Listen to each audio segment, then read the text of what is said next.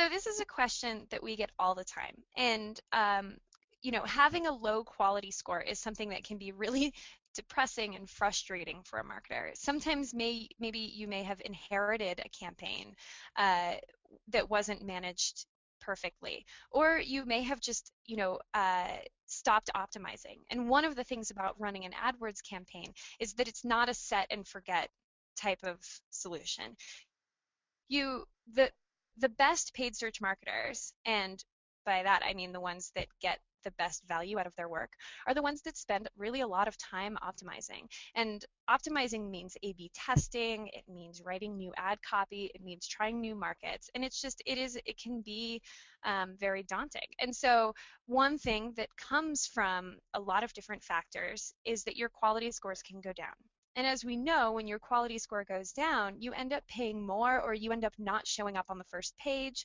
And if you're not showing up on the first page, you're not getting enough volume, and it can just be this whole big mess. So if you go to the next slide, I have some suggestions about what to do if you have really low quality scores. Now, one thing that is a pretty good, strong piece of advice, and this actually comes straight from Google. They were in our office recently, and we always ask them this question. Unless your quality scores are so dismal that they are literally unfixable, consider not opening a new account. So while the historical click-through rate and data of your campaign will affect your quality score for a long period of time, and that amount of time is not published, there are usually ways that you can take this data and fix your campaigns.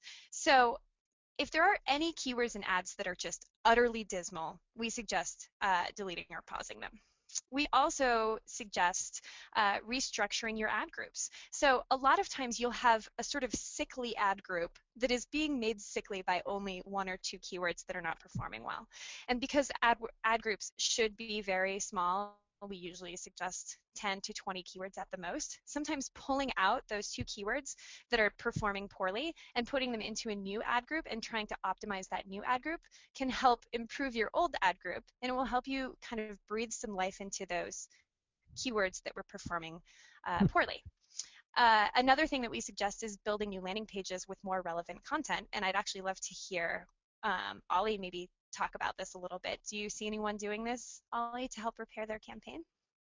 Yeah, I mean, we were doing it. I would suggest having one landing page for each ad group, um, so that you're not sending everything to the same landing page, which is a pretty terrible way to go about it. Your message match just won't be good, which is going to affect everything, the user experience, quality score. Well, ideally, you'd have a landing page for every ad, but that's kind of too much. So one per ad group is what I'd recommend. Yeah, I would recommend that as well. And if you keep in mind that you'll probably only have 4 to maybe 6 ads in an ad group with a sort of A/B testing thing going on and some of them being paused, it will give you a very targeted campaign to have one landing page per ad group. And then finally, I actually skipped around a little bit here, but the third item is to increase the bid prices either temporarily or permanently. Now, there is this technique known as bid popping, which I have a theory may have actually been coined here by my coworker Matt Hessler at Trada. It's a well-known concept, but I think he is the one who calls it bid popping. And the idea Every here is time that you say bid popping, Ollie does a bit of a shimmy, like a bit of a dance. So I'm pretty sure bid popping is going to be a meme by this afternoon. oh, bid popping and locking. He's So playing it cool. So bid popping is where you have some keywords that are performing poorly, and if they're performing poorly, it means that they are falling off of that first page bid estimate. But remember that one of the most important and probably the most heavily weighted component of quality score is click-through rate. So if your ad is falling off the first page, then people aren't clicking on it, so it has a low click-through rate, which means that for all of the impressions that are happening, fewer people are clicking on it. So if you artificially increase the bid price for a short period of time to get it up onto that first page into the second, third, fourth position, you will increase the click-through rate, and that can help you increase your quality score. And once that click-through rate has increased and the quality score has increased, you can pull down the bid price, and your keyword may retain that quality score. So it can be a little risky, but it is definitely something that we suggest if what you're seeing is low quality scores that are pushing keywords and ads that matter a lot to you, that are converting well for you, off of that first page.